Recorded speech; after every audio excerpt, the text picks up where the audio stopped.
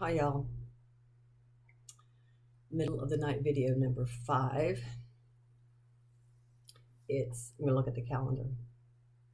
It's Wednesday, April 24, 2019. That is a picture of my dog who's no longer with me. Just want to say he's looking at you over my shoulder. I'm Camille DeSalm, and couldn't sleep for the last couple hours.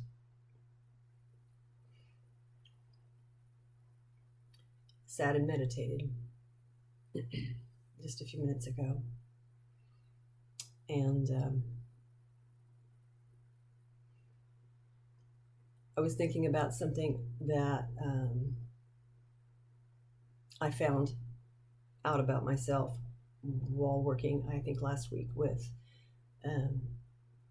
a guy I work with to deal with emotional issues. And we found out that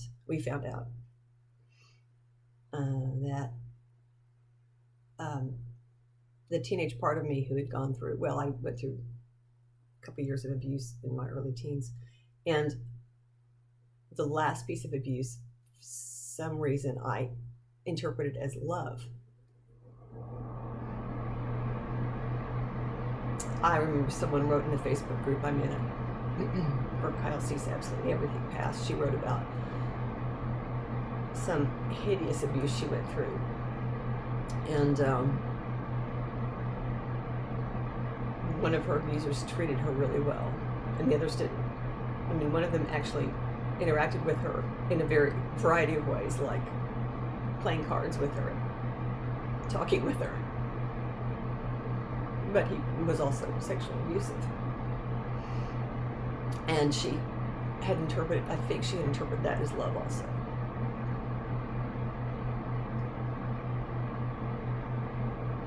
And she wrote about the shame she felt.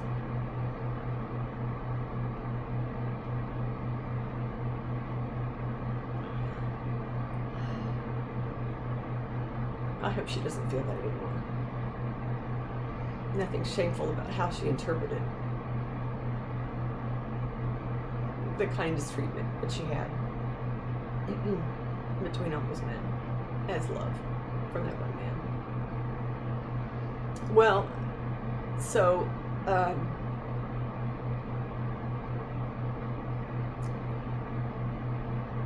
what I heard that teenage part of me tonight say was, I'm sorry I got it wrong, because now I'm letting her learn some of the things my adult self knows, and that's what love actually is. But she got stuck in her version of love. So tonight she was apologizing, or just expressing regret, saying she was sorry that she got it wrong. And why did she get it wrong? Why did she get it wrong? And I thought, oh, that's probably one of those questions that you can't answer. And then I said this very handy statement. I could be wrong about that. Maybe there's really an answer to that. I could be wrong. That statement opens up so many possibilities. So I thought, well, let's just meditate. See what kind of answer I get. Why did I get it wrong?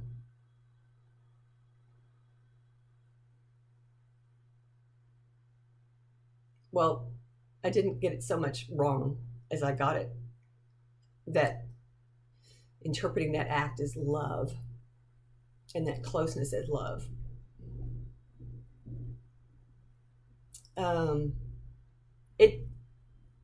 It wasn't that I got it wrong. It's that I got it through all the filters and all the beliefs I had and all the subconscious stuff going on. That's just the equation it came up with. This equals love.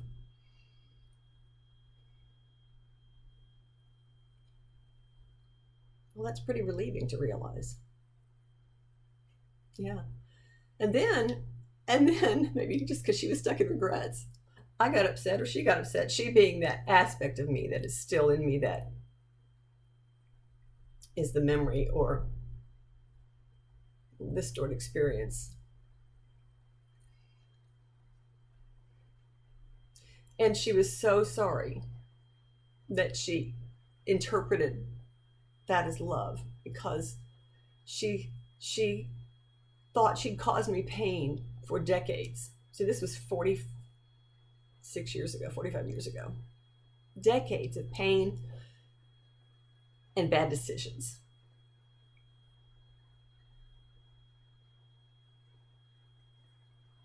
So there I sat crying and thinking and feeling and going, okay, if I was wrong about the first thing, what if I'm wrong in thinking that was decades of bad decisions?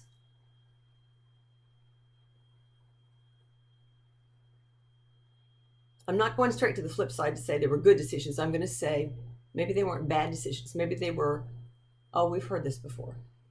But to really get it in me, of course, it makes a huge difference. There's some level, I don't know the term. There's some way we get it that makes a difference other than just getting it in our heads. And I realized it wasn't decades of bad decisions. It was just decades of decisions based on that interpretation as love. And all the other unconscious and subconscious beliefs that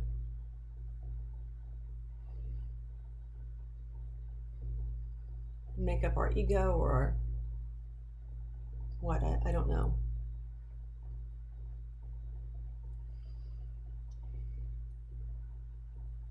And so I thought, well, that makes more sense. It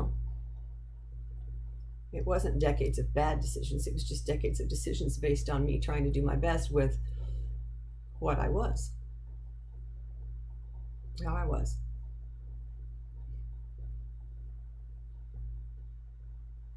Boy, realizing you can be wrong, like I said, opens up so many possibilities. So relieving to lose the regret of screwing up 45 years.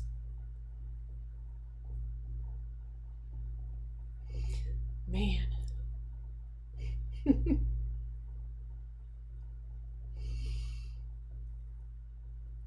I've been crying a lot the last few weeks or month.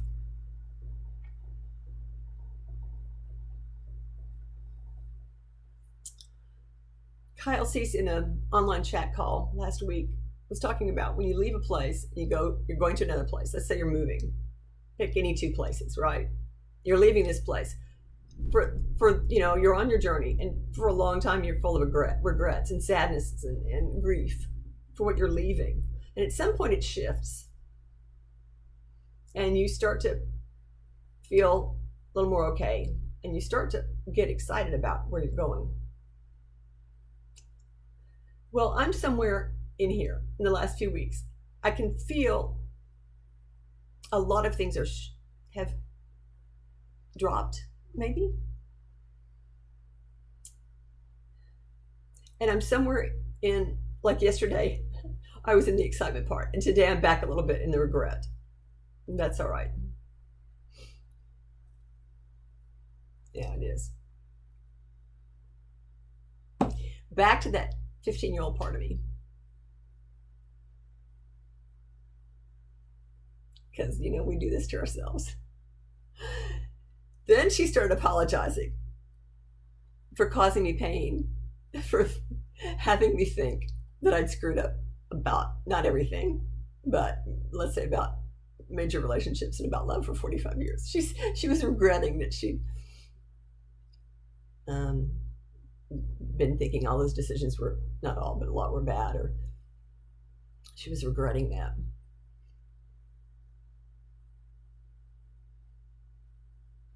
So I just imagined hugging her, or someone hugging both of us. I don't remember which. Wow.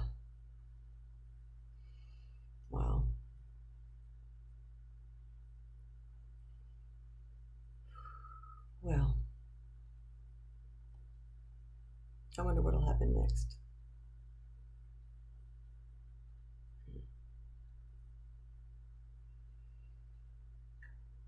If I don't have this idea that I've screwed up for 45 years based on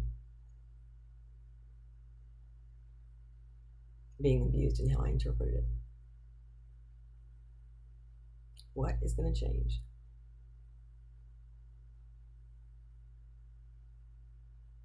I don't know, but I guess I'm going to feel better. And more stuff will happen. That's deep, isn't it? All right. Thank you to those who listened. Thank you to that 15-year-old part of me. She is so brave. She's so persistent. And she's so dear to me. Thank you for the people who came up with the technology to create these recordings. So easy to do.